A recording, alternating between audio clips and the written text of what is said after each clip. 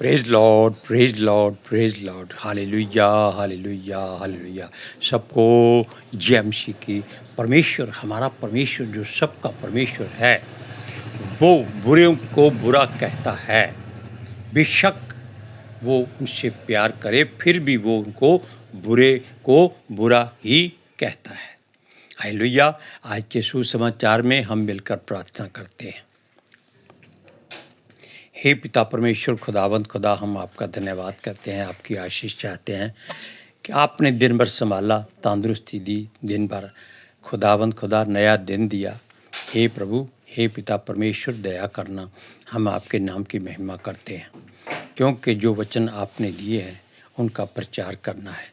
पिता आत्मा जी, आपका हम हृदय की गहराई से इस बात में धन्यवाद करते हैं कि आप हर रोज़ ताज़ी रोटी अपने बच्चे के द्वारा लोगों को खिलाते हैं और हम भी उसमें से खा लेते हैं। इसलिए सब के सब आनंदित हो जाते हैं, ताकि आपकी हजूरी हम पर बनी रहे। हम पितर आत्मा जी आपसे विनती करते हैं, आपका स्वागत करते हैं। आप आइए और अपने बच्चे के मुंह बनकर इन वचनों को बोलिए, ताकि इनका जो सही सही गुणनवाद है वो पितर आत्मा जी लोगों के हृदयों में वास करे और लोग सच्चाई को जाने और सच्चाई उनको आज़ाद करे। मेरी विनती, मेरी प्रार्थना जीसस के समर्थी जलाली कदूस जीवित और पितर नाम में मांगते हैं। सुनो और कबूल करो। आमीन। पितर आत्मा जी, आपका धन्यवाद करते हैं, क्योंकि आपने ही जो कुछ किया है, जो करना है, उसके आप ही हकदार हैं। आज आपने फरीसियों की अच्छी तरह से कुटाई की है। हालेलुया। सुनिए, अब आप इसमें देखिए कि फरीसियों की कुटाई कैसे होती है। आप मत्ती की इंजील 23वां अध्याय निकालिए। Hallelujah, praise Lord. अब इसमें हम आपको थोड़ी थोड़ी बातें पढ़कर सुनाते हैं, ताकि आपके हृदय में वो बात आ जाए कि अगर आप प्रभु को मान चुके हैं, जान चुके हैं, परख चुके हैं और अपना चुके हैं, इसलिए आप उसको छोड़ने की हिम्मत या हिमाकत ना करें, वरना आप भी उन फरीसियों की तरह हो जाएंगे जो पवित्र शास्त्र का एक एक शब्द जानते हैं, कौमा और बिंदु तक जानते हैं और हर बात का अर्थ भी जानते हैं। उसके बावजूद वो यीशु मसीह को नहीं मानते, नहीं जानते, नहीं पहचानते। इसलिए पितर आत्मा जी कहते हैं हमारा मुंह बनकर, क्या कि फरीसियों और शास्त्रियों और पखंड करने वालों, तुम पर हाय। हाय का मतलब है श्राप देना, कि तुम लोग श्रापित हो। अब आप इस बात को सोचिए कि अगर आप प्रभु को अपना मुक्तिदाता उद्धारकर्ता कबूल कर चुके हैं, तो आप उससे अलग नहीं जाओ।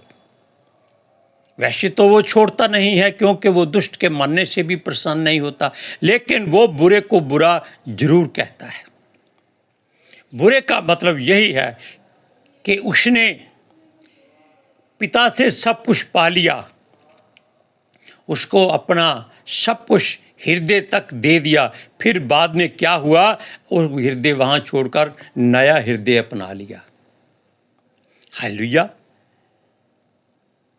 समझिए आप मेरी बात को, कि उन्होंने अगर प्रभु को अपना उद्धारकर्ता मुक्तिदाता कबूल कर लिया था, तो उसको भूल कर नए सिरे से नई बात क्यों करते हो?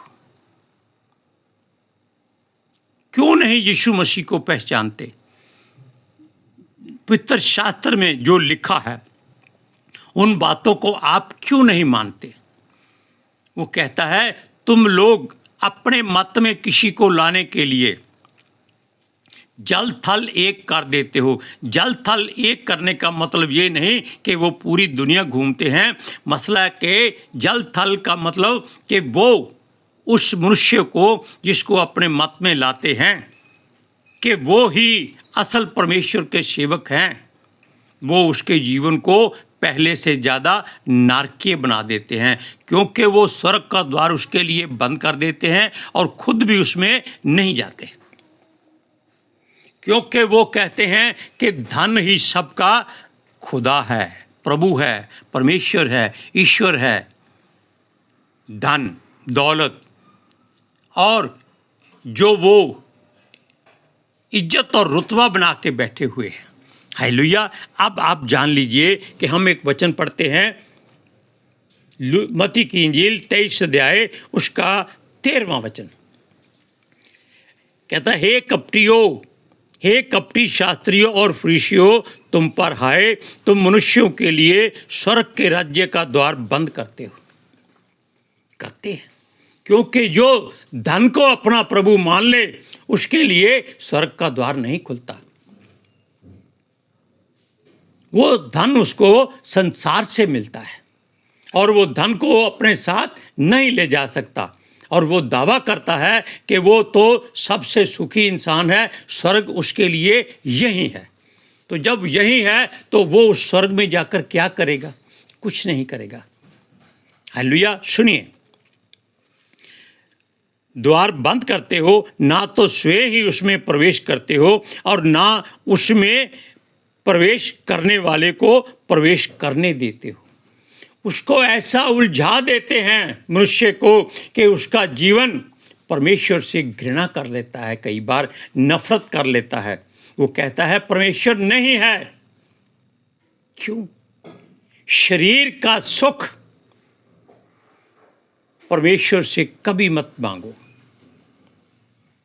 उससे आत्मा का सुख मांगो, आत्मिक भरा जीवन मांगो, ताकि पवित्र आत्मा जी हमेशा आपके पास और साथ रहें। वैसे वो आपको छोड़ते नहीं हैं, लेकिन जब वो आपसे काम लेते हैं तब आपको मालूम हो जाता है कि पवित्र आत्मा जी उस पर नाज़िल हो चुके हैं। हालेलुया। सुनिए इसका 14वां वचन कहता है, ये बातें यीशु ने अपने मुख से कही हैं, इस बात को याद रखिएगा, और वो परमेश्वर है। सुनिए, कहता है, हे कपटियों, हे कपटी शास्त्रियों और फरीसियों, तुम पर हाय, तुम विधवाओं के घरों को खा जाते हो और दिखाने के लिए बड़ी देर तक प्रार्थना करते रहते हो। ये बात सूरज प्रमाणी बड़े प्यार से समझाता है कि देखो, अगर किसी को प्रार्थना करने के लिए कह दिया जाए तो शायद वो उस बात के लिए प्रार्थना कभी नहीं करता जिस बात का उसको कहा जाता है कि इसके लिए प्रार्थना करना है। और वो सारे संसार की लोगों की प्रार्थना कर चुकता है, और प्रार्थना करने के बाद उसको याद आता है कि भाई जिस काम के लिए मैंने प्रार्थना करना था वो तो मैं भूल ही गया। सूरज प्रमाणी की यह बात बहुत बढ़िया है, हमने कई बार उसका जिक्र किया है। वो कहता है ये लोग इसलिए लंबी प्रार्थना करते हैं क्योंकि इनको प्रचार करने का शौक है। आए कुछ समझ ना आए, ये कहते हैं कि वो माइक पकड़कर पुलपिट पर खड़े होकर प्रचार करना चाहते हैं। इसलिए ये जब प्रार्थना का समय इनको मिलता है, ये उस वक्त को छोड़ना नहीं चाहते जब तक कि इनके हाथ से माइक छीन ना लिया जाए। हमारी चर्च में, यानी कि जो लेबर क्राइस्ट चर्च है, जहां हमारे विजय बाजवा पास्टर हैं, वो भी अगर किसी को बोल देते हैं कि भाई आज वो प्रार्थना करेगा, तो ऐसा लगता है कि विजय पास्टर प्रचार करने नहीं आया, ये जो प्रार्थना करने वाला लड़का लड़की या कोई भी है, ये प्रार्थना नहीं, ये प्रचार कर रहा है। ऐसा साबित हो जाता है, और वो रो रो कर प्रार्थना करते हैं जो कुछ भी समझ में नहीं आता। और यही बात यीशु मसीह फरीसियों को समझा रहा है कि तुम लोग स्वर्ग के द्वार को अपने लिए भी बंद करते हो और दूसरों के लिए भी बंद कर देते हो। क्यों? जब हमने अपने अगुवे की आवाज़ को समझना ही नहीं है। सुन तो लिया है कि प्रार्थना करना है, लेकिन क्यों प्रार्थना करना है इस बात को वो नहीं जानते। हालेलुया। इसलिए सूरज प्रमाणी इस बात में बहुत अच्छी तरह से डिटेल देता है। कई बार खाने पर कहता है प्रार्थना करने के बजाय केवल धन्यवाद करना चाहिए बस। लेकिन लोग खाने के लिए प्रार्थना नहीं करते। जितने लोग बैठे होते हैं, जितने होटलों वाले ढाबे वाले होते हैं, उनके लिए प्रार्थना कर देते हैं। मेरी बात समझे आप? अब आगे सुन लीजिए। इसका 16वां वचन पढ़िए। वो कहता है, हे अंधे अगुवो तुम पर हाय। ये अंधे का मतलब ये नहीं कि इनकी आंखें नहीं हैं, ये अपने मन में अंधे हैं, क्योंकि इनकी आत्मा इनके साथ काम नहीं करती। ये केवल अपने दिमाग की सुनते हैं। जो आत्मा जी कहते हैं उस पर ये कान नहीं लगाते। और यीशु तो ये भी कहता है कि अंधा अगर अंधे को रास्ता दिखाएगा तो दोनों गड्ढे में गिरेंगे, क्योंकि दोनों को नहीं सूझता कहाँ जाना है। दाएं मुड़ना है, बाएं मुड़ना है, सीधे जाना है, आगे जाना है, पीछे जाना है। क्या करोगे? आप किसी की आंखों पर पट्टी बांध दो, भाई तुमको वहाँ दुकान पर जाना है, और उसको अच्छी तरह से घुमा दो, वो भूल जाएगा कि वो किधर जाएगा। वो कभी इधर टक्कर मारेगा, कभी इधर टक्कर मारेगा। ऐसा ही ये लोग फरीसी और शास्त्री भी थे, और आजकल के प्रार्थना करने वाले भी ऐसे ही होते। सुनिए, वो कहता है हम कि अगर आप लोग किसी वस्तु की सौगंध खाते हैं, कसम खाते हैं, जैसे वो कहता है आप वेदी के ऊपर जो भेंट होती है, अगर आप उसकी कसम खाते हैं तो कहते हैं कि वो ज़्यादा भययुक्त है। लेकिन वेदी की कसम से कुछ नहीं होता। यीशु मसीह समझाता है कि जो वेदी पर सामान रखा हुआ है, भेंट चढ़ाई गई है, वो ज़्यादा कीमती है कि वेदी कीमती है। ये लोग नहीं समझते। ये उस भेंट की कसम खा सकते हैं, लेकिन वेदी की नहीं खा सकते। अब सुनिए, इस वचन को हम पढ़कर सुनाते हैं। ये वचन है 23 अध्याय का 18वां वचन। फिर कहते हो कि यदि कोई वेदी की शपथ खाए तो कुछ नहीं, परंतु जो भेंट उस पर है, यदि कोई उसकी शपथ खाए तो बंध जाएगा। हे अंधो, कौन बड़ा है, भेंट या वेदी जिससे भेंट पवित्र होती है? कितनी गहरी बात है अगर आप इसको समझे। सुनिए, वो कहता है कि हे अंधे अगुवो, तुम मच्छर को तो छान डालते हो, परंतु ऊंट को निगल जाते हो। आप भी इसका ऐसा ही करते होंगे। अगर आपके पास शुद्ध घी रखा है, गरम किया हुआ है, उसमें मक्खी गिर जाए तो उस मक्खी को निकालकर निचोड़कर बाहर फेंक देते हो, उस घी को नहीं फेंकते।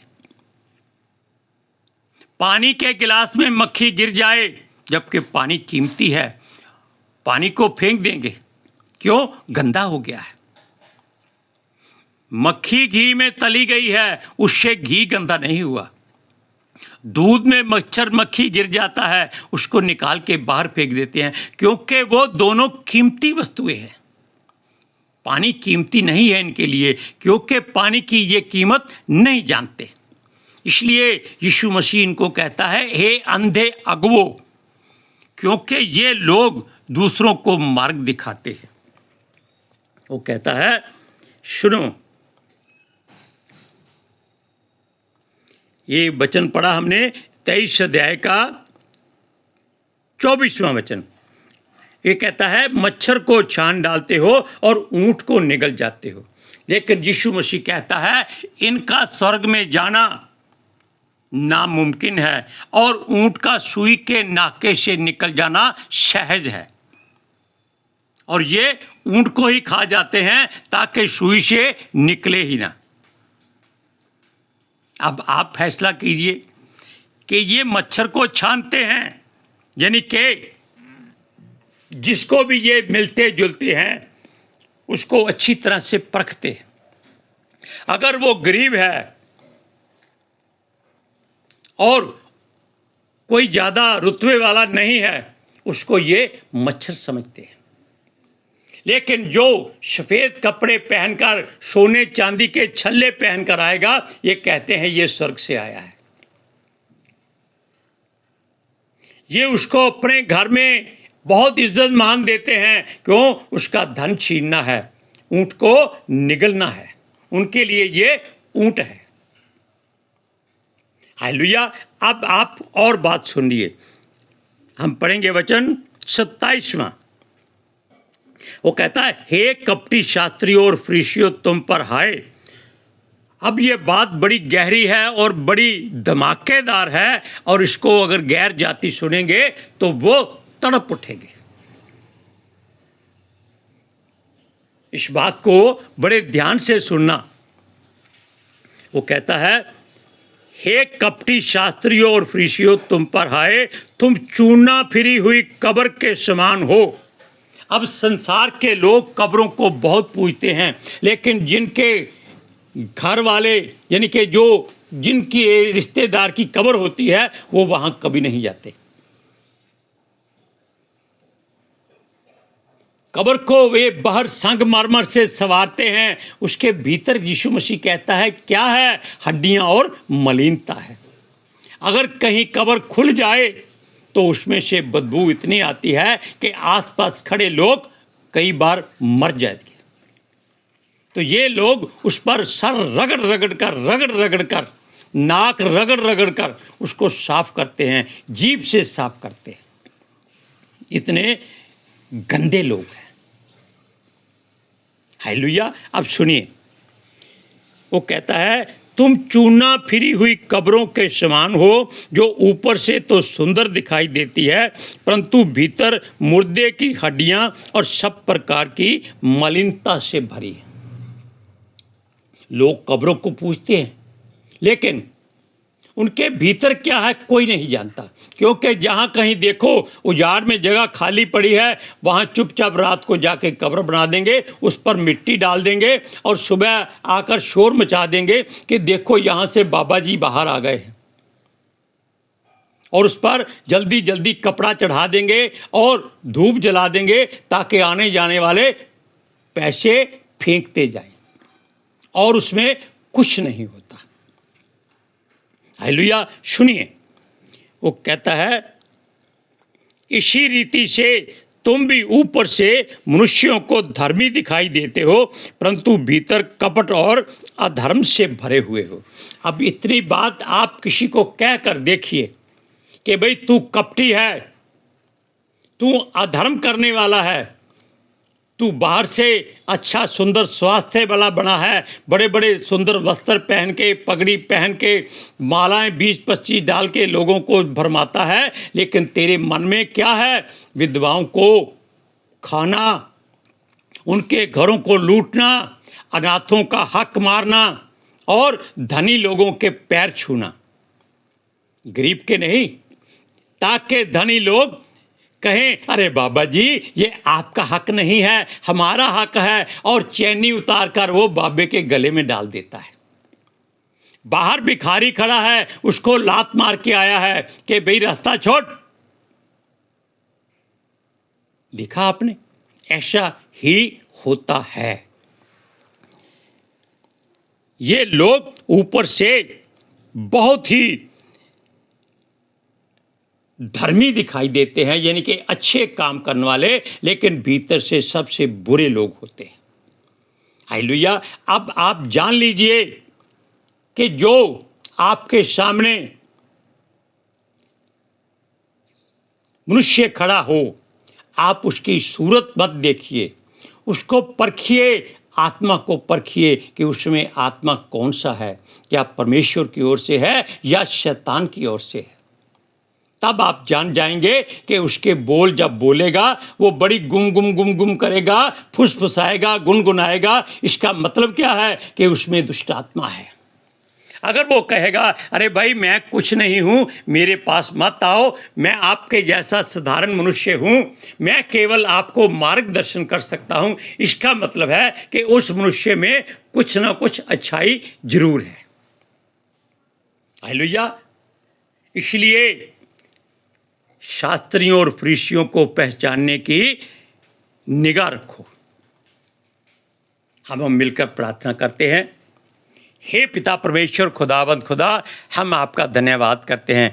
आपने हर रोज़ की तरह जो वचन हमको दिया, हमने पितर आत्मा जी की सहायता से हर एक जन तक पहुंचाया और धरती की छोर तक पहुंचा, और स्वर्गदूतों ने इसमें हमारी सहायता की। हे प्रभु पितर आत्मा जी, हम आपका धन्यवाद करते हैं।